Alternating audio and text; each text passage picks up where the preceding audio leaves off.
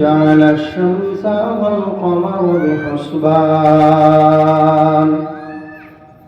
والنجم والشجر يسجدان وفضل زمانا على زمان كما فضل مكانا على مكان وإنسانا على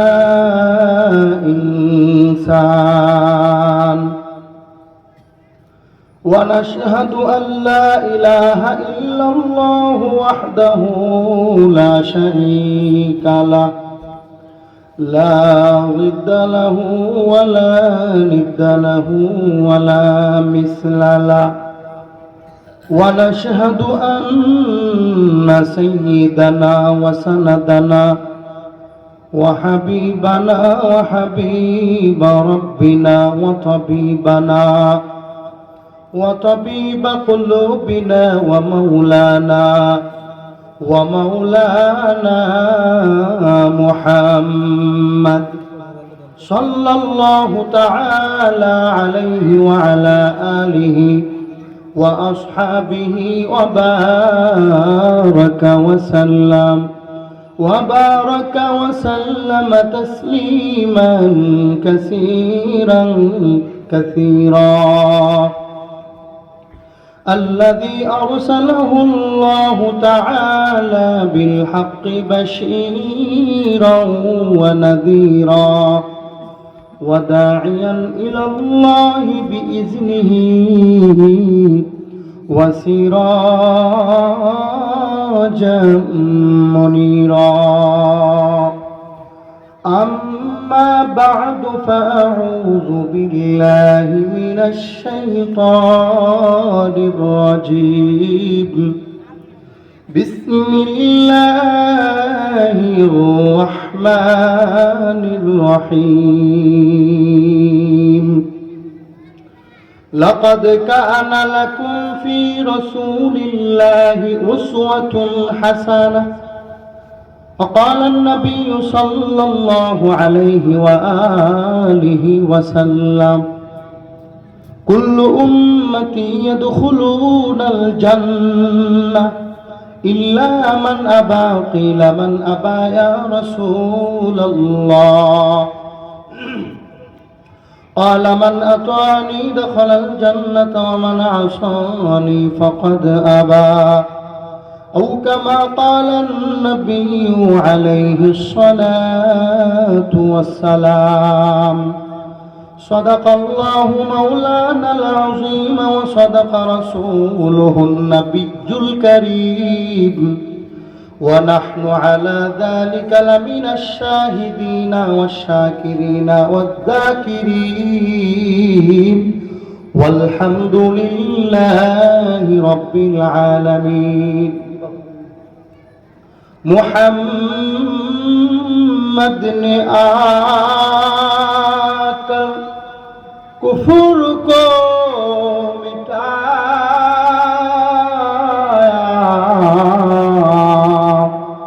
कुफर को मिटाकर सदाकत बताया ला इलाहा इल्लल्लाह मोहब्बत सबाई बोलते तो মানুষ লা ইলাহা ইল্লাল্লাহ লা ইলাহা ইল্লাল্লাহ লা ইলাহা ইল্লাল্লাহ লা ইলাহা ইল্লাল্লাহ লা ইলাহা ইল্লাল্লাহ লা ইলাহা ইল্লাল্লাহ লা ইলাহা ইল্লাল্লাহ লা ইলাহা ইল্লাল্লাহ লা ইলাহা ইল্লাল্লাহ আলা ইয়া সাকিন আল কসর মুআল্লা ستدفن عن قريب في التراب له ملك ينادي كل يوم لدول الموت وبنور الخراب قليل عمرنا في دار الدنيا ومرجعنا إلى بيت التراب لا إله খারাপ লাগে আপনাদের তো মোহাম্মতে লা ইলাহা ইল্লাল্লাহ লা ইলাহা ইল্লাল্লাহ লা ইলাহা ইল্লাল্লাহ লা ইলাহা ইল্লাল্লাহ লা ইলাহা ইল্লাল্লাহ লা ইলাহা ইল্লাল্লাহ লা ইলাহা ইল্লাল্লাহ লা ইলাহা ইল্লাল্লাহ লা ইলাহা আওয়াজ হয় না জোরে যারা বাহিরে ঘোরাফেরা করতেছেন আপনাদের কাছে অনুরোধ আপনারা এই জান্নাতের বাগানে চলে আসেন লা ইলাহা ইল্লাল্লাহ লা ইলাহা ইল্লাল্লাহ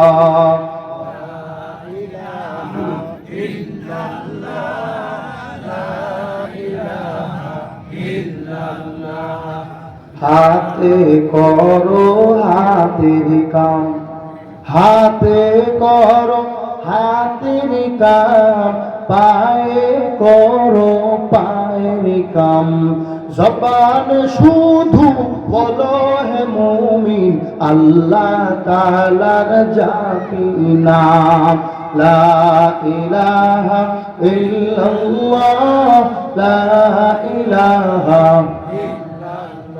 লা ইলাহা ইল্লাল্লাহ মুহাম্মাদুর রাসূলুল্লাহ সিজদা করব না গায়রুল্লাহ সিজদা করিব ইল্লাল্লাহ আসমান জমিন গায়রুল্লাহ পাহাড় পর্বত গায়রুল্লাহ জিন ফেরেশতা গায়রুল্লাহ বাজার মাজার গায়রুল্লাহ গায়রুল্লাহ মানে আল্লাহ ছাড়া আর লা ইলাহা ইল্লাল্লাহ মানে আল্লাহ ছাড়া কেউ নাই মানে আমি সিজদা করব গায়রুল্লাহর ছাড়া একমাত্র ইল্লাল্লাহ আল্লাহর সিজদা করব কোন দুনিয়ার মানুষকে বটগাছে দুনিয়ার কোথাও সিজদা করা যাবে না ঠিক কি না তার মানে আমরা সিজদার বেলায় যেমন অন্য কাউকে সিজদা করব না তেমনি ভাবে জিকিরের বেলায় দিয়ে রাখবো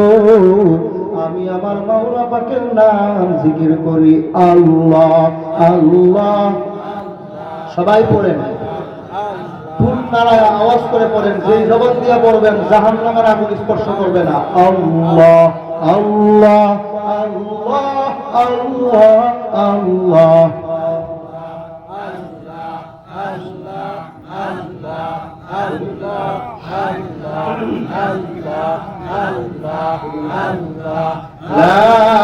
লা ইলাহা ইল্লাল্লাহ মুহাম্মাদুর রাসূলুল্লাহ तकबीर में कलमा में नमाजों में अदा में तकबीर में कलमा में नमाजों में अदा में है नाम इलाही से मिलाओ नाम मुहम्मद है नाम इलाही से मिला नाम मुहम्मद फरमाते हैं आदम को मुझे खुल्द तरी में फरमाते हैं आदम को मुझे खुल्द तरी में लिखा हुआ तू बाप मिला नाम मुहम्मद लिखा हुआ तू बाप मिला नाम मुहम्मद हानीम में महबूब मुतलक का इशारा हानीम में महबूब मुतलक का इशारा फिर क्यों न है महबूब खुदा नाम मुहम्मद फिर क्यों न है महबूब खुदा नाम मुहम्मद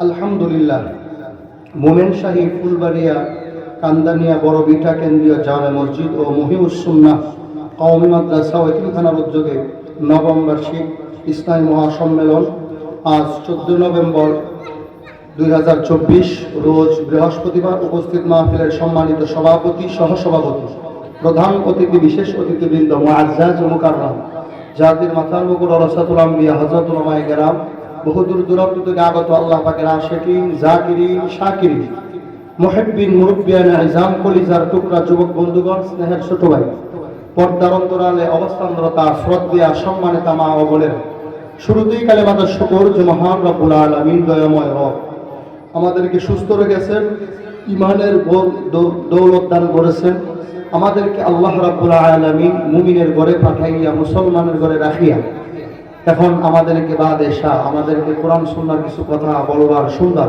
রাতের বেলা বসে গেলাম। আল্লাহ আমাদেরকে গুনাহ মাফের মজলিসে, জান্নাতের বাগান মজলিসে আসবার বসবার তৌফিক দান করেছেন। এজন্য সকলেই অন্তরের অন্তঃস্থল থেকে কালেমাতুশ শুকর উচ্চারণ করে নিই আলহামদুলিল্লাহ। আপনারা কি সকলেই ভালো আছেন? আলহামদুলিল্লাহর আওয়াজ এতগুলো মানুষের আওয়াজে একজনে চিল্লানে দিলে যে আওয়াজ হয় এটাও হয় না। একটু দিল থেকে বলেন না, চোখ বন্ধ করে আলহামদুলিল্লাহ। আল্লাহ রাব্বুল আলামিন আমাদেরকে আরো বেশি পরিমাণ গুনাহ মাফের মজলিসে যাওয়ার তৌফিক দান করুন, আমিন। লক্ষ কোটি দরুদ ও সালাম আশরাফুল আম্বিয়া সাইয়্যিদুল মাখলুকাত শফিউল মুজনিবিন সাইয়্যিদুস সাকালাইন ইমামুল মুরসালিন খাতামুন নবিয়্যিন আকায়ে নামদার তাজদার মদিনা আফতাব নবুওয়াত ফখরে মওজুদাত হযরত আহমদ মুহাম্মদ মুস্তাফা সাল্লাল্লাহু আলাইহি ওয়া আলিহি ওয়াসাল্লাম। প্রিয় হাজিরিন, পরিশেষে কৃতজ্ঞতা হলো এই মাহফিলে যারা আজ লাইট, মাইক, প্যান্ডেল অর্থ দিয়ে সহযোগিতা করেছেন, কথা দিয়ে, সময় দিয়ে, আল্লাহ পাক সকলকে কবুল করুন, আমিন। এই মাহফিলকে জড়িয়ে করে এলাকার সকল মুর্দা মুসলমানের কবরকে আল্লাহ তাআলা কবরে আযাব বন্ধ করে জান্নাতের বাগান বানায় দেন। প্রিয় হাজিরিন, লম্বা চওড়া কোনো কথা নয়, আমার পরে অনেক বড় বড় ওলামায়ে কেরাম আছে, আমি সবচেয়ে ছোট। আপনাদের সামনে আমি কালামুল্লাহ শরীফের এক টুকরা আয়াত পড়েছি, অসংখ্য গণিত পবিত্র অনিয়বাণী হাদিস শরীফ থেকে এক টুকরা হাদিস পড়েছি। আপনারা ধৈর্যের পরিচয় দিয়ে যদি বসেন তাহলে আমি কিছু আলোচনা করবো। আপনারা বসবেন না চলে যাবেন? দেখি তো কারা কারা চলে যাবেন। চলে যাবেন? খুশ রাখতে হবে, কথা শুনতে হবে, বুঝতে হবে, এরপরে কথা বলতে হবে। তাল মিলাইলে চলবে না, কারণ এটা স্বাধীন রাষ্ট্র, কথা বলেন ঠিক কিনা? যারা পূর্বে কোরআন এবং সুন্নাহর বিরোধিতা করেছে, ওলামায়ে কেরামের বিরোধিতা করেছে, মাহফিলে কাউন্টার করেছে, এমনকি যারা ইসলামের পথে বাধা দিয়েছে, নবীকে গালি দিয়েছে, বেঈমানরে কিছু বলে নাই, এদেরকে আল্লাহ পাক দুনিয়াতেই লাঞ্ছনা গঞ্জনা দিয়ে ফেরাউন, নমরুদ এদের মতো শিক্ষা দিয়ে বাংলাদেশেও কিছুদিন পূর্বে দেখা দিয়েছে, কথা বলেন ঠিক কিনা? এই কথা বলতে ভয় পান? মনে রাখতে হবে, আমি কি কোনো রাজনীতি করি? আমি কোনো এলাকার চেয়ারম্যান, মেম্বার? আমি কোনো কিছুই না। তাহলে কথা বললে কেন তারা ভয় পায়? যে আমরা জানি এই দেশের রাস্তাঘাটের অবস্থা কি, কথা বলেন ঠিক কিনা? আমরা জানি এই দেশের 64 জেলার 64 এলাকার কোন গলিতে কি হালাত, এটা আমরা জেনে নিজের চোখে দেখে যখন বলে ফেলবো, এটাই তাদের ভয়। না জানি আমার গতি নষ্ট হয়ে যায়, কথা বলেন ঠিক কিনা? যারা গদির রক্ষা করার জন্য চেষ্টা করলো, 16 বছরে পার পায় নাই, আরো যদি 300 বছর পায়, আরো যদি 1000 বছর পায়, খুদার কসম করে বলতে পারি, ইসলামকে ধাবিয়ে, কোরআনকে ধাবিয়ে, আমার নবীকে অপমানিত করে কোনোদিনও সমাজে শান্তি আনা যাবে না, গদি টিকিয়ে রাখা যাবে না, কথা বলেন ঠিক কিনা? আপনাদের কি কারো কোনো কষ্ট লেগেছে? আমি কোন দলের পক্ষ নিয়েছি? এই অপরাধ যদি আমার বাবাও যদি হয়, আমার সন্তানও যদি হয়, আমার মা যদি হয়, এই অপরাধ যদি আমার ভাই যদি হয়, এই অপরাধ যদি আমার বংশের মানুষও হয়, খোদার কসম মনে রাখতে হবে, আমার নবীকে যেমনই ভাবে তারা বংশের মানুষ হয়ে চিনে নাই, এই জামানায় আবু জাহাল যারা, তারা কোরআন হাদিস, কোরআনের মজলিস আলেম চিনবে না, মসজিদ মন্দির তাবলীগ চিনবে না, কথা বলেন ঠিক কিনা? তারা যেমনই ভাবে আবু জাহাল বিরোধিতা করেছিল, এখনো করবে। এই বিশাল প্যান্ডেল দেখে ওই যারা বাতিল, এদের চোখ কপালে উঠে গেছে যে ব্যাপার কি, খাবার নাই, টাকা নাই, কিছু নাই, এত মানুষ এইভাবে এসে বসে গেছে, আমরা চেয়ার দেই, বিরিয়ানি দেই, 500 করে টাকা দেই, এরপরেও লোক পাই না, কথা বলে ঠিক কিনা? আমি এক কথা জবাব দিব, ও মোমেন শাহীর ফুলবাড়িয়ার মুসলমান, আপনাদের সাথে আমার আদাওয়াতি নাই, আপনাদের সাথে আমার কোনো দুশমনি নাই, আপনার কবরে বাবা ও যুবক, তোমার কবরে তুমি যাইবা, ও পর্দার অন্তরালের মা, আপনার কবরে আপনি যাবেন, আমার কবরে আমি যাব। তবে মনে রাখতে হবে দুনিয়া পরীক্ষার হল।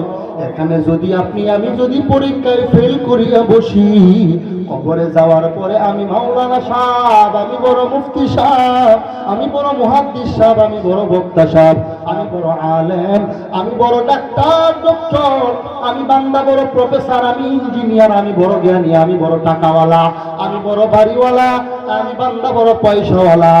মনে রাখতে হবে এই পরিচয় কবরে দিলে চলবে না। কবরে যাওয়ার পরে প্রশ্ন হবে, বলো তুমি মুসলমান কিনা? কথা বলেন না যে ঠিক কিনা?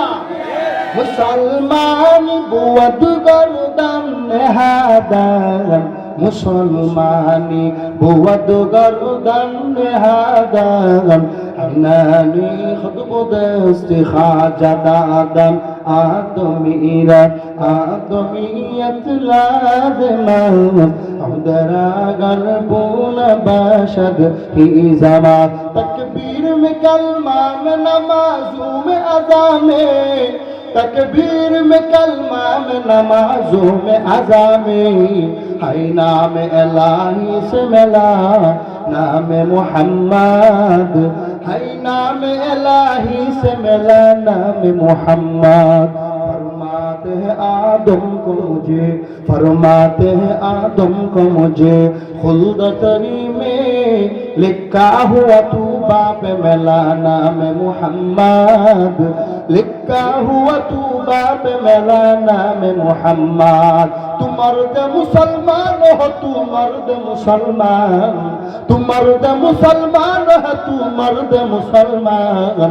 एक हाथ में तलवार, एक हाथ में कुरान, एक हाथ में तलवार, एक हाथ में कुरान। आयकार नया रंग नया सबकी नया है, आयकार नया रंग नया सबकी नया है।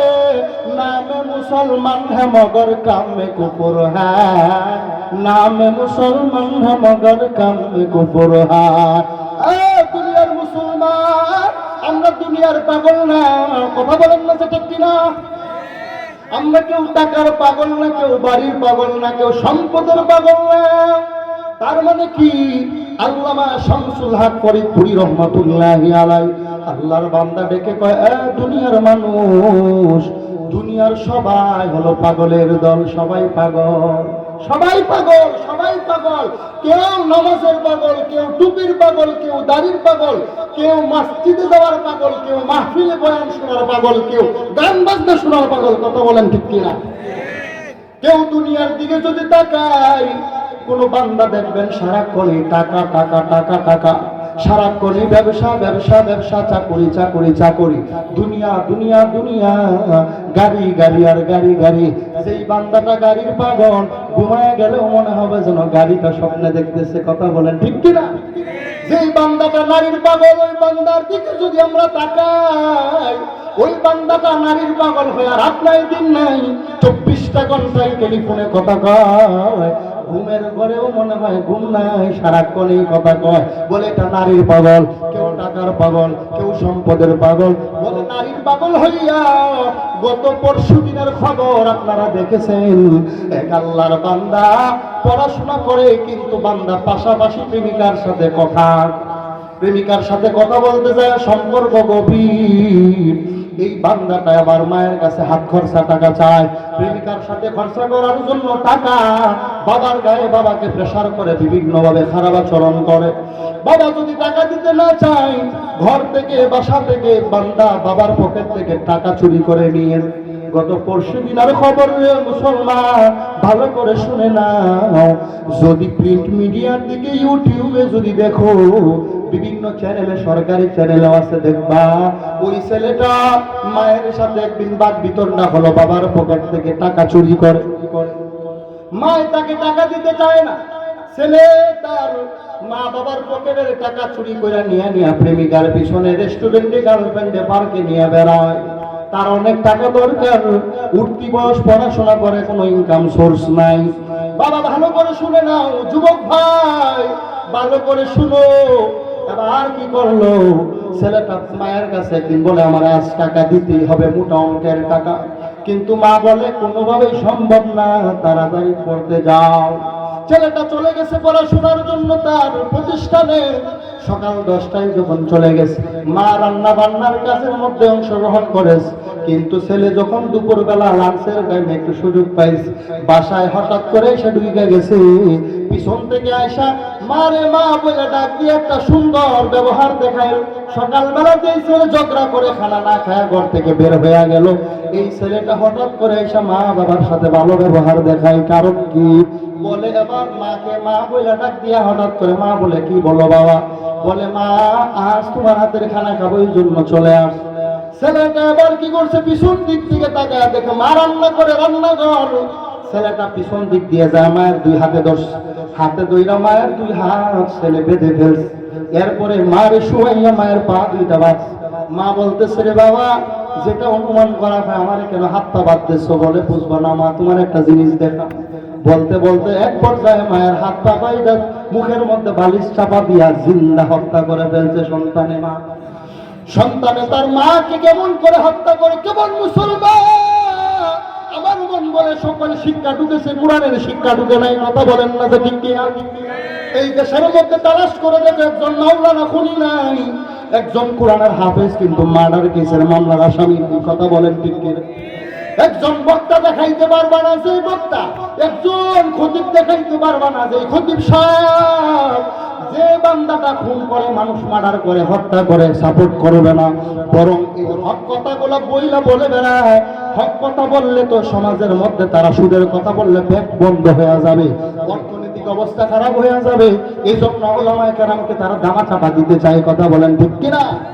আমি বলবো যে সন্তান তার মাকে শুধুমাত্র হাত পা বাইদা বাড়ির চাপা দিয়ে মারে নাই, মায়ের অঙ্গ বডি গুলা সুন্দর করে কাইদা বলাইছে, পা গুলা আলাদা করছে, হাত গুলা আলাদা করছে, মাথাটা আলাদা। ওরে বাবা ও যুবক, এটা কেমন মায়ের সন্তান? গত পরশু দিনের ঘটনা। আল্লাহর বান্দা মাটারে সুন্দর কইরা বস্তাবন্দি করিয়া ডিপ বড় ফ্রিজ আছে, ফ্রিজের মধ্যে ঢুকায়া বলাইছে। ফ্রিজের মধ্যে ঢুকায়া তালা লাগায়া চাবি নিয়ে আবার বের হয়ে গেছে, কেউ দেখে নাই, বাসায় কেউ নাই। আবার 2-4 ঘন্টা পরে আইসা বলে মা নাই। এবার চিন্তা করতেছে আমি যে কাজ করলাম কেউ তো জানে না, তাহলে কিছু আলামতের দরকার। ছেলেটা বুদ্ধি করিয়া এবার ঘর থেকে একটা কুড়াল নিল, লাকড়ি কাটার কুটার দিয়ে আঘাত করছে, আলমারির মধ্যে জিনিসপত্র এলোমেলো করছে। আর ঘর থেকে বের হয়ে যায়, আমার মা রে খুঁজা পাই না, মা জানি কোথায় গেছে। মনে হয় বোধহয় আমাদের ঘরে কোন প্রকার ডাকাতি হয়েছে। দেখেন ঘরের সুকেশ ভাঙ্গা, বিভিন্ন জিনিসপত্র ভাঙ্গা। ছেলে আইসা যখন বলল, বাবা খবর দিল, বাবা আসলো, মামারা আসলো, আপন জনের আসলো। এলাকাবাসী আইসা দেখে তার মা নাই, কিন্তু কেউ তো এটা ভাবতে পারে নাই কি হত্যা করেছে। শেষ পর্যন্ত দেখা গেল মুসলমান বয়ান সবাই জানেন, নামাজ না পড়লে গুনাহ হবে, পর্দা না করলে গুনাহ হবে, সুদের খাতায় নাম রাখা যাবে না। জানেন কি জানেন না? জানেন না আপনারা? জানেন। এরপরে তো বয়ান কেন বলে বারবার ফাযাক্কির ফাইন্না যিকরা তানফাউল মুমিনিন। বারবার আলোচনা করো, বারবার বয়ান করো, জিকির করো, মুমিন বান্দার উপকার হবে। জোরে বলেন না সুবহানাল্লাহ। আবার এলাকাবাসী সবাই আসলো, মিডিয়ার লোক আইসা বলছে, বলেন আপনারা মা কই? বলে আমি জানি না। আইসা দেখি বাসার মধ্যে ভাঙচুর, মনে হয় ডাকাত এসেছিল, মা কোথায় জানি চলে গেছে। কিন্তু 1 দিন 2 দিন খবর নাই, কারণ তার মারে তো সন্তানে হত্যা করছে রে বাবা। এবার কি করলো? শেষ পর্যন্ত ছেলে সাক্ষাৎকার দেয় মিডিয়ার মধ্যে, এখনো আছে। ছেলে বলে আমার মারে পাই না। শেষ পর্যন্ত আমি যখন মারে পাই না, তখন আমি কি করলাম? আমি মিডিয়ার মানুষকে জানাইয়া দিলাম যে আমার মারে পাই না, মানে আমি ভালো, আর কান্না করে মায়ের জন্য। কিন্তু নিজেই তার মারে হত্যা করছে। 1 দিন চলে গেল, 2 দিন চলে গেল, 3য় দিন সিআইডি যখন, ডিবি পুলিশ যখন, বিভিন্ন মাধ্যমে তারা যখন সার্চ করা শুরু করলো, ঘটনা যখন তদন্তাধীন, খুঁজতে খুঁজতে যায় দেখে শেষ পর্যন্ত সিসি ক্যামেরায় ধরা পড়ছে। ছেলে একবার ঢুকেছে, আবার বের হয়ে গেছে, এক অবস্থা ভিন্ন। কিন্তু শেষ পর্যন্ত যখন তার থেকে বিভিন্ন ভাবে রিমান্ডে নেওয়া হলো, ছেলে স্বীকার করে আমি আমার মাকে হত্যা করেছি। আর ফ্রিজের ভিতর থেকে মারে বের করে দেখাই, কিন্তু আর জিন্দা না। কেমন সন্তান? ও মোমেন শাহির ফুলবাড়িয়ার মুসলমান গো, আপনারাও মুসলমান। ওই আগেকার জামানার সাহাবায়ে কেরাম মুসলমান ছিল। আপনারা আমরাও সন্তানের বাবা, আর আমাদের সন্তানরা কেমন হয়ে যায়? এই নিউজ থেকে কি আমাদের সন্তানরা কি শিখবে? বলে এই সন্তানদেরকে ডাক্তার বানান, ডক্টর বানান, প্রফেসর বানান। কিন্তু আপনি যদি এই মহিউস সুন্নাহ কওমি মাদ্রাসায় আপনার সন্তানটারে ডাক্তার বানানোর আগে, ওই প্রফেসর বানানোর আগে, আপনার সন্তানকে ওই সরকারি চাকরি দেওয়ার আগে যদি কুরআনের শিক্ষা দিতেন, কুরআনওয়ালা সন্তান কখনো মা বাবার গলা কাঁপতে পারতো না। কথা বলেন ঠিক কিনা? আরে নবীর উম্মতের দল, আমার খুতবার মধ্যে আয়াত পড়েছিলাম, এই আয়াতে আল্লাহ বলেন লাকাদ কানা লাকুম ফি রাসূলিল্লাহি উসওয়াতুন হাসানাহ। ও নবী, আপনি জানায়া দেন দুনিয়ার যত মানুষ সবাই তো আমার বান্দা, তবে আপনি নবীর উপরে লাকাদ লাম তাকিদ কদ তাকিদ দিয়ে আল্লাহ বলেন, আল্লাহ তাআলা বলেন লাকাদ কানা লাকুম ফি রাসূলিল্লাহ। ও নবী, আপনার ওই মধ্যে আমি আল্লাহ, ফি রাসূলিল্লাহ আপনি রাসূল, আমি আল্লাহ রাসূল, উসওয়াতুল হাসানা আপনি নবীর মধ্যে সবচাইতে উত্তম আদর্শ আমি আল্লাহ দিলাম। জোরে বলেন না সুবহানাল্লাহ।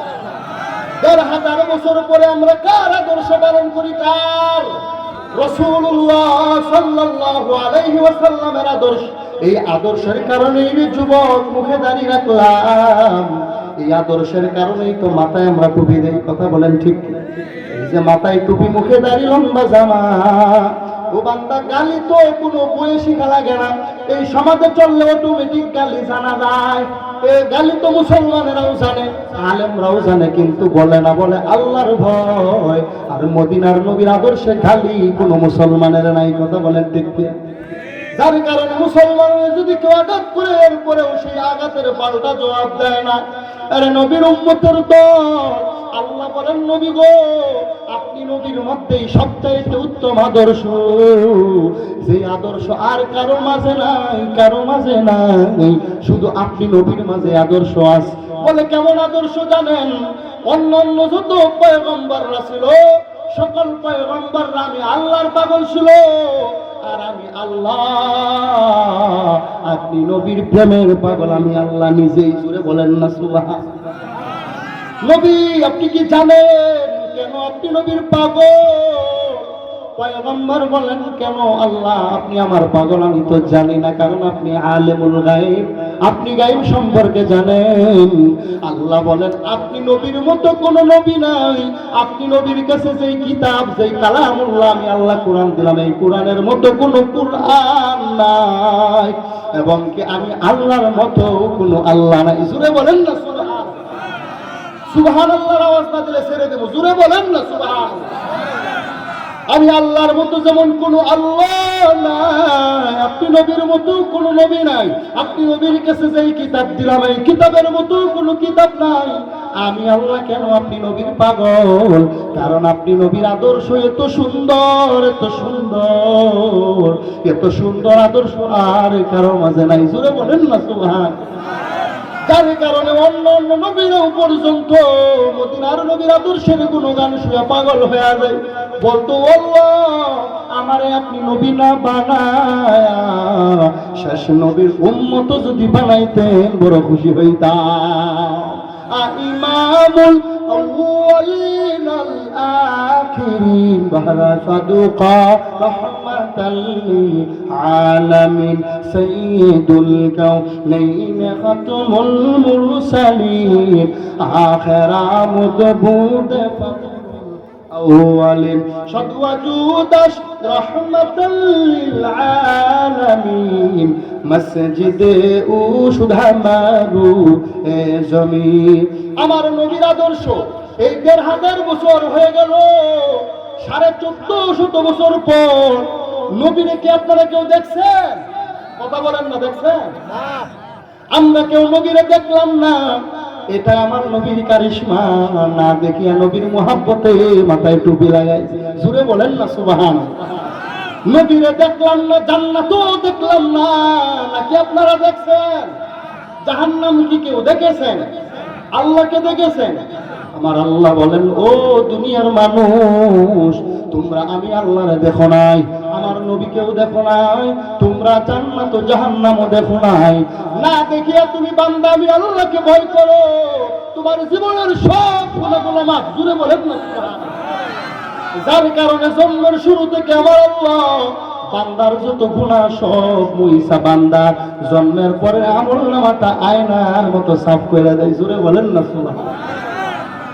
আলা ইন্না ফিল জাসাদি লামুদগা ইদা সালুহাত সালুহাল জাসাদু কুল্লুহু ওয়া ইদা ফাসাদাত ফাসাদাল জাসাদু কুল্লুহু আলা ওয়া হিয়াল কলব। ও কামা ক্বালান নবী আলাইহিস সালাতু ওয়াস সালাম। মার নবী বলেন, তুমি বান্দা যখন একটা সাদা কাপড়ের কাগজের টুকরার মধ্যে কলম দিয়ে একটা দাগ দিবা, একরকম দেখা যাবে, আবার যখন দাগ দিবা আরেক রকম হবে। একটা সাদা কাগজে হাজার দাগ দিলে যেমন কাগজটা সাদা কাগজটা কালো হয়ে যায়, একটা মুমিন বান্দা যখন একটা একটা করে গুনাহ করতে থাকে, গুনাহ করতে করতে করতে বান্দার কলবটাও কালো হয়ে যায়।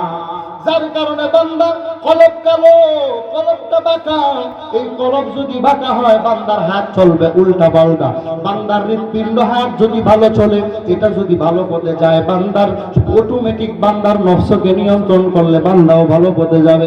আর বান্দার কলিজা যদি বড় খারাপ, বান্দা বলে চলো গুনাহের মজলিসে, ওই সময় গুনার দিকে দৌড়ায়। আর যেই বান্দার কলব ভালো, যদিও গুনার দিকে টান লাগা যায়, ওই সময় বলে না, হাত পা আল্লাহর কাছে বলে, আল্লাহ এই বান্দাটা এই হাত দুইটা দিয়ে আপনার কাছে দোয়া করে, এই পা দুইটা দিয়ে মসজিদে যায়, এই বান্দা এই জবান দিয়ে কোরআন পড়ে, চোখ দ্বারা কোরআন দেখে দুনিয়ার নিয়ামত ব্যবহার করে। এই বান্দার চোখ, এই বান্দার হাত পা বডি এইগুলারে গুনাহের পথে নিয়েন না, এইগুলারে নিয়ামতের পথ জান্নাতের পথে নিয়ে যান। জোরে বলেন না সুবহানাল্লাহ। আমার নবীর আদর্শের দাম আছে না নাই?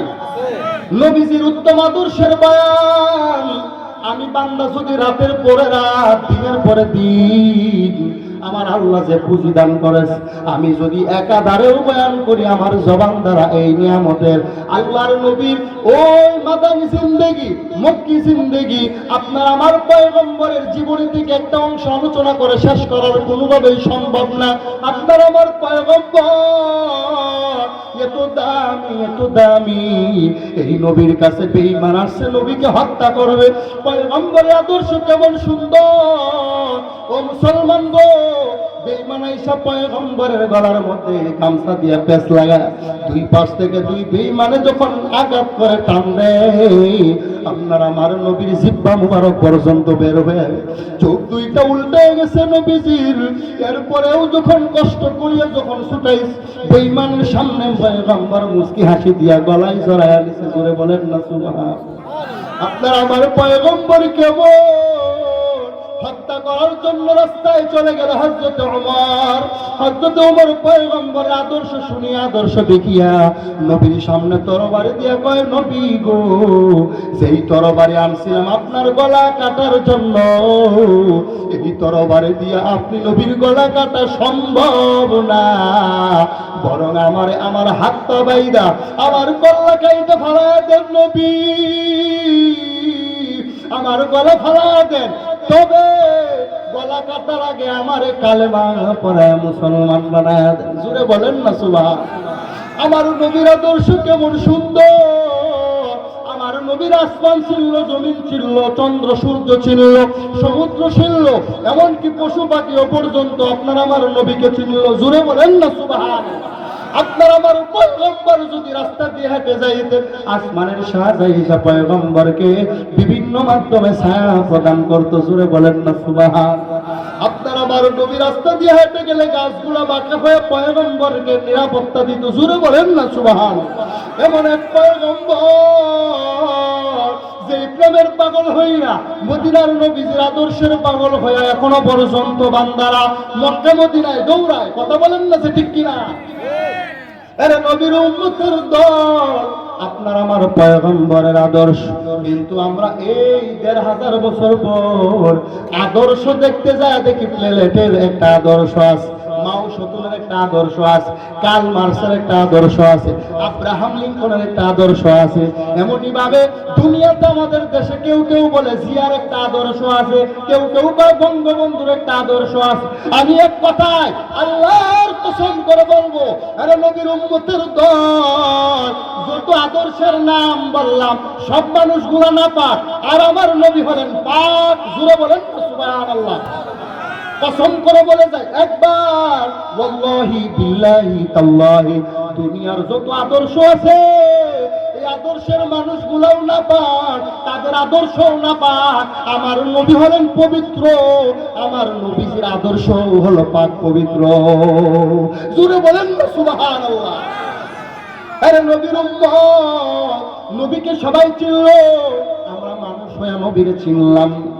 নবীরে যদি আমরা চিনতাম, মুসলমান হিসেবে মুখের দাড়ি গুলারে কাঁপতে পারতাম না। কথা বলেন ঠিক কি? আপনি আমি যদি মুসলমান হিসেবে আপনার আমার পয়গম্বরের আদর্শটা যদি পাইতাম, নবীজির আদর্শের বয়ান করতে গেলে মিলাদুন নবী জানা লাগবে, ওয়াফাতুন নবী জানা লাগবে, সিরাতুন নবী জানা লাগবে। আমি আমার বয়ানে আমি টোটাল নবীর আদর্শের কথা বলতেছি। আপনার আমার পয়গম্বরের আদর্শ কেমন? আপনার আমার নবীর আদর্শ এত সুন্দর, এই আদর্শের কাছে এখনো পর্যন্ত বিধর্মী যারা, বেঈমান যারা নবীজির জীবনী পড়িয়া কালেমা পড়ে মুসলমান হয়ে যায়। জুড়ে বলেন না সুবহানাল্লাহ। নবীরে দেখে নাই, না দেখিয়া নবীজির জীবনী পড়িয়া তারা মুসলমান হয়ে যায়। নবীর উম্মতের দল ওই ভারতের জমিনে শিব শক্তি সুরুজি আল্লাহর বান্দা 22টা ভাষার পাণ্ডিত্য অর্জন করল। ওই বান্দাটাও পর্যন্ত নবীজির জীবনী পড়িয়া কালেমা পড়ে মুসলমান হয়ে গেল। 1200 অত্যাচারী শাসক, তার অত্যাচারে শেষ পর্যন্ত আর বাঁচতে পারে নাই। বাংলাদেশের বাইতুল মুকাররমে আমাদের মরহুম চাচা এরশাদ সাহেব যখন ক্ষমতায় ছিলেন, ওই সময় বাইতুল মুকাররমের সামনে এসে বলেন, আমি যখন সব ধর্ম নিয়ে গাদাগাদি করলাম, সব ধর্মের রিসার্চ করলাম, আমি দেখি কুরআনের মতো ধর্মই হয় না, ইসলাম ধর্মটা এত সুন্দর, আমি কালেমা পড়ে মুসলমান হয়ে গেলাম। জুড়ে বলেন না সুবহানাল্লাহ। আমার নবীজির আদর্শের পাগল হো যুবক ভাই, মাথার চুলগুলো যখন কাটবা, মদিনার নবীর আদর্শের সুন্নত আছে না নাই? ও বান্দা নবীর উম্মত, আমি এই কথা কোনো যুবকরে বলি না, রে যুবক তুমি মদিনার নবীর আদর্শ গ্রহণ করো। তুমি আদর্শ গ্রহণ করতে যাইয়া তুমি বান্দা আমার মতো মোল্লা মৌলভী আলেম হয়ে যাও, বলি না, একবারও বলি না। বরং আমাদের মাদ্রাসায় ছাত্রের অভাব নাই। কথা বলেন ঠিক কিনা? আমাদের মাদ্রাসায় তোমার দরকার নাই, তুমি কলেজে পড়ো, ভার্সিটিতে পড়ো, স্কুলে পড়ো, কোনো বাধা নাই।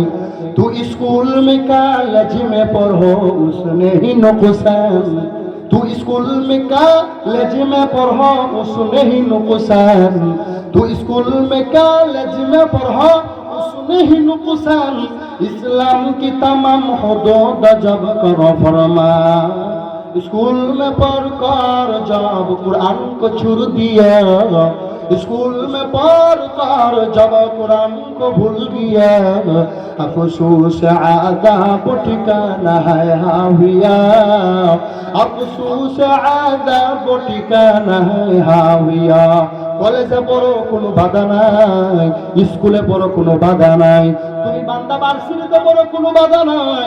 তবে আমার কাছে জবাব দাও, ও যুবক, তোমার মতো ভার্সিটির বারান্দায় দাড়িওয়ালা নামাজে আছে না নাই?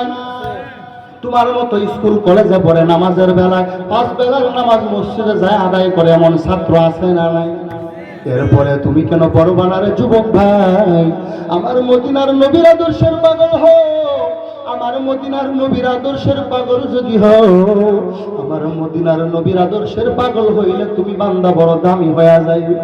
আমরা যদি তাকাই সুপ্রিম কোর্ট হাইকোর্টের দিকে তাকাই, আমরা যদি সেনাবাহিনীর দিকে তাকাই, পুলিশ আর্মি বিডিআরের দিকে যদি তাকাই, প্রশাসনের দিকে যদি তাকাই, দুনিয়াওয়ালাগর দিকে যদি তাকাই, এমন কোন ডিপার্টমেন্ট নাই যেখানে নামাজি নাই, দাড়িওয়ালা নাই, তাবলিগওয়ালা নাই। কথা বলেন ঠিক কিনা?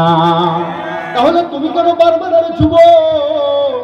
আরে যুবক ভাই, আল্লাহ রাব্বুল আলামিন বলেন, নবী গো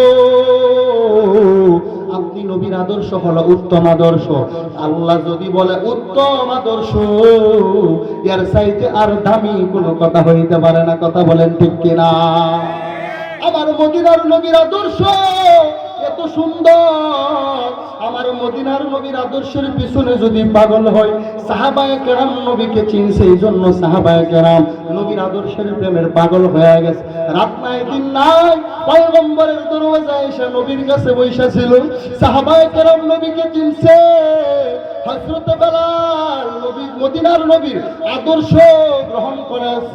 এই হযরত বেলাল রাদিয়াল্লাহু তাআলা আনহু আল্লাহর নবীর আদর্শ চেনার কারণে কালেমা পড়ে মুসলমান হয়ে গেছে। হযরত বেলালকে আবার ওই উমাইয়ার কাছে এসে লালন পালিত হয়, উমাইয়ার দাসী। আবার দাস হিসেবে, গোলাম হিসেবে উমাইয়া একদিন শুনে কে জানি ডাক দিয়ে কয় আহাদ আহাদ আহাদ আহাদ বলে চিল্লায়। উমাইয়া বলে, এই কর্মচারী, এ আমার গোলাম, কেন তুমি আহাদ বলে চিল্লাও? আহাদ আবার কে? হযরতে বেলাল তো এমন এক বান্দা যে এবার চিল্লায় উচ্চা আওয়াজ দিয়া কয়, তুই চিনবি না আহাদকে?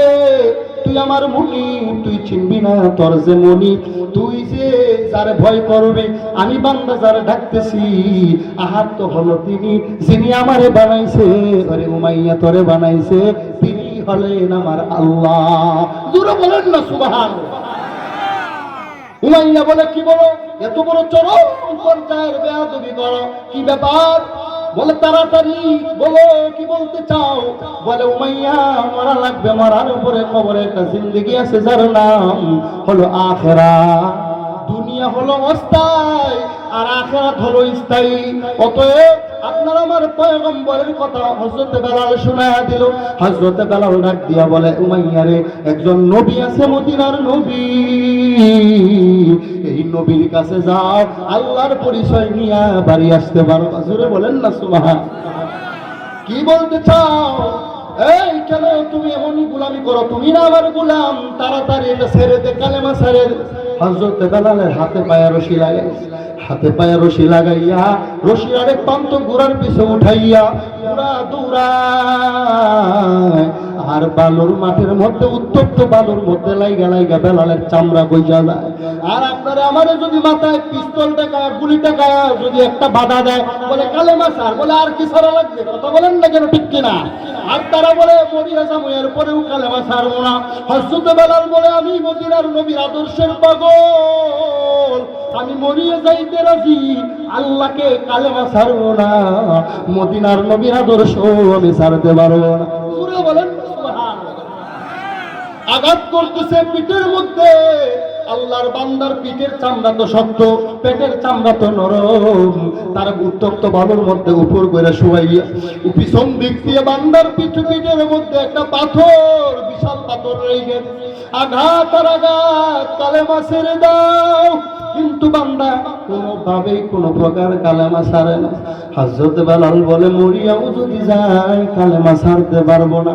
অ্যান্টিবায়োটিক ট্যাবলেট পানির সাথে খাইলাম, হাজারও যদি আঘাত করে, ডাক্তার যদি বলে বের করে ফেলো, আর সম্ভব না, কারণ ট্যাবলেট এটা পানি দিয়া গুইলা শিরা উপশিরায় মিশে গেছে।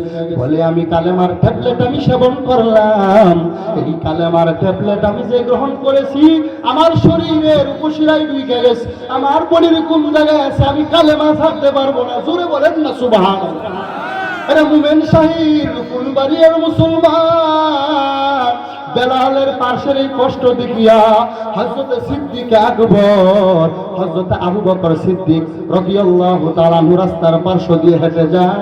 যখন তাকায়া দেখে হযরত বেলালের পিঠের মধ্যে পাথর দিয়ে আঘাত করে আর বলে, কালেমা ছাড়। বেলাল বলে, মারো, দুনিয়ার কষ্ট সহ্য করতে পারবো, কিন্তু আখিরাতের কষ্ট সহ্য করতে পারবো না। দুনিয়ার আঘাত সামান্য, আগুনের আঘাত সামান্য, দুনিয়ার আঘাত সাধারণ, আখিরাতের কষ্ট আমি মানতে পারবো না। আমার মারিয়েই ফলাও, তারপরেও আমি কালেমা ছাড়বো না। আবার যখন আঘাত করে জোরে জোরে বলে আহাদ, আরো আঘাত করে, আরো জোরে আঘাত। আঘাতের সাথে সাথে বান্দার জবান দিয়ে একালে আওয়াজ বাড়ে। এত বাধা দেয় কোরআনের বিরুদ্ধে, কথা যেন বলতে, কেউ যদি কোরআনের পক্ষে কথা বলতে না পারে, ইসলাম নিয়ে ষড়যন্ত্র করা হয়, কোরআন নিয়ে চক্রান্ত করা হয়, মদিনার নবীকে ব্যঙ্গ করানোর চেষ্টা করা হয়, মন্দিরের মধ্যে কোরআন রাখিয়ে ইসলামকে অবমাননা করা হয়। এরপরেও দেখি মুসলমানদেরকে দাঁড়ানো যায় না, বলে জুয়ারের পানির মধ্যে যদি বাধা দেয়, জুয়ারের পানির আর জোর বাইরা যায়। কথা বলেন ঠিক কিনা? নবীর উম্মত মুসলমান এদেরকে তো চিনলা না। মুসলমান নামাজ নাই, রোজা নাই, পর্দা নাই, কোরআনের তেলাওয়াত নাই, মুখে দাড়ি নাই। যুবকের সামনে যদি কেউ কোরআনের বিরুদ্ধে কথা কয়, আমার মদিনার নবীর বিরুদ্ধে যদি কেউ কথা কয়, ওই যুবকটা যে নামাজ পড়ে না, ও সাধারণ থাকতে পারে না, মেজাজ গরম হয়ে যায়। কোরআনের বিরুদ্ধে কথা বললে বাংলার জমিনের যুবকরা বহুবার প্রতিবাদ করে দেখাইছে। অতএব যারা কোরআনের বিরুদ্ধে কথা বলবা, মাদ্রাসার বিরুদ্ধে, মসজিদের বিরুদ্ধে কথা বলবা, আলেমদেরকে নিয়ে ষড়যন্ত্র করবা, খোদার কসম আল্লাহ ছাড় দেয় কিন্তু ছেড়ে দেয় না। কথা বলেন ঠিক কিনা? আরে নবীর উম্মতের দল, এই দেশ এটা মুসলমানের নাকি হিন্দুর দেশ?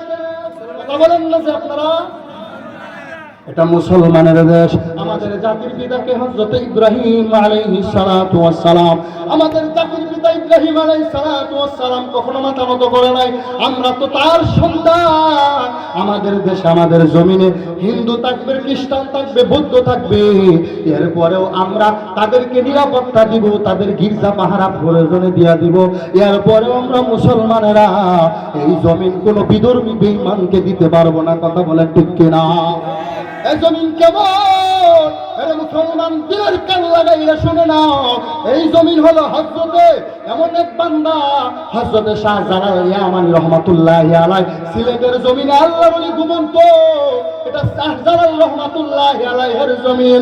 এই জমিন উজানির কারি ইব্রাহিম সাহেব রাহমাতুল্লাহি আলাইহির জমিন। এই জমিনটা শাহপরান রাহমাতুল্লাহি আলাইহির জমিন। এই জমিন শাহ মাকদুমের জমিন। এই জমিন সৈয়দ ইসহাক রাহমাতুল্লাহি আলাইহির জমিন। এই জমিন হলো সৈয়দ ফজলুল করিম রাহমাতুল্লাহি আলাইহির জমিন। এই জমিন হলো হাফিজ হুজুর রাহমাতুল্লাহি আলাইহির জমিন। এই জমিন হলো হাজিম দাউদুল্লাহ মুহাজির মুফতি রাহমাতুল্লাহি আলাইহির জমিন। এই জমিনটা নূর হুসাইন কাসেমের জমিন। এই জমিনটা আল্লামা শাহ আহমদ শফি রাহমাতুল্লাহি আলাইহির জমিন। এই জমিনটা তাবলীগ ওয়ালাদের জমিন, এটা কোরআন ওয়ালাদের জমিন। কথা বলেন ঠিক না? অতএব মরতে যদি হয় দেশের জন্য মরিয়া যাব, তারপরেও দেশকে ইসলামওয়ালা দেশটা কোনো বিধর্মী বেঈমানের হাতে দিব না। কথা বলেন না যে ঠিক কিনা? আরে নবীর উম্মতের দল মদিনার নবীর আদর্শের পাগল হয়েছে হযরত বেলাল। বেলালকে আবু বকর ডাক দিয়া কয়, ও ভাই বেলাল, একটু আস্তে আস্তে মনে মনে জিকির করলেও তো চলে। মনে মনেও আহাদ আল্লাহ একজন, আস্তে আস্তে বলো, তাহলে তো তোমার আঘাত কম করবে, মারবে না। বলে আমার যে আঘাত করে, আমার আঘাত আমার গায়ে লাগে না। এই আঘাত ওই আখিরাতের জাহান্নামের আঘাতের চেয়ে ছোট আঘাত। এই আঘাত আমি ছাড়তে পারবো না। হযরত আবু বকর ডাক দিয়া কয়, ভাই তোমার কষ্ট দেখে আমার চোখের পানি ধরে রাখতে পারি, তুমি কি একটু মনে মনে পারো না? ধৈর্য ধরো, একদিন মুসলমানের বিজয় আসবে আসবে। কথা বলেন ঠিক কিনা? হযরত আবু বকর সিদ্দিক উমাইয়ার কাছে চলে গেল, বলে তোমার যে গোলাম এই বেলাল যে আমারে দিয়া দাও, আর আমার তো লাইনে আমার কাছে বিধর্মী কিছু বেঈমান কিছু গোলাম আছে, এগুলারে তুমি নিয়ে যাও, একজনের বদলে যতজন লাগে তুমি নিয়ে যাও, এরপরেও বেলাল যে আমারে দিয়া দাও। আর না হয় আমার কাছে বিক্রি করে দাও। বিক্রি করার কথা যখন বলা হলো, উমাইয়া বলে, এটা আমার ভালো গোলাম, এরে আমি বিক্রি করব না, কোনো বিনিময়ে কাজ হবে না। হযরত আবু বকর বলে, ভাই আমাদের লাইনের মানুষকে কেন কষ্ট দাও? একজন মুসলমানের বাংলাদেশের এক প্রান্তে আঘাত করলে অন্য প্রান্তে মুসলমানেরা কষ্ট পায়। ওই আফগানিস্তানে যখন আঘাত করা হয়েছে, বাংলার জমিনে কষ্ট পাইছি আমরা। কথা বলেন ঠিক কিনা? আজকে আফগানটাকে আমার আল্লাহ স্বাধীন করে দিলেন। মোমেন শাহির, ওরে ফুলবাড়িয়ার মুসলমান, ইসরায়েলে ইহুদির বাচ্চারা, ওই সমস্ত সন্ত্রাসীরা ইসরায়েলের মা বোনদেরকে যেমনই ভাবে আঘাত করতেছে, এদের মধ্যে যদি আমার মদিনার নবীর আদর্শ যদি থাকতো গো, না কখনো মুসলমানের গায়ে ছোট ছোট মাসুম বাচ্চারে আঘাত করতে পারতো না। ঠিক কিনা?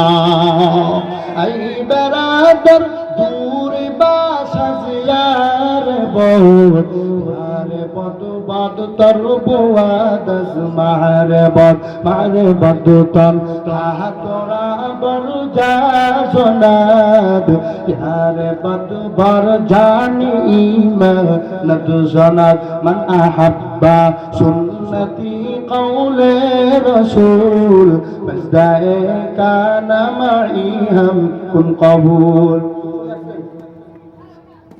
যাই হোক, আমি শেষ করে দিব যে খুতবায় যে হাদিস পড়েছিলাম, ক্বালান নবী সাল্লাল্লাহু আলাইহি ওয়া আলিহি ওয়াসাল্লাম কুল্লু উম্মতি ইয়াদখুলুনাল জান্নাহ।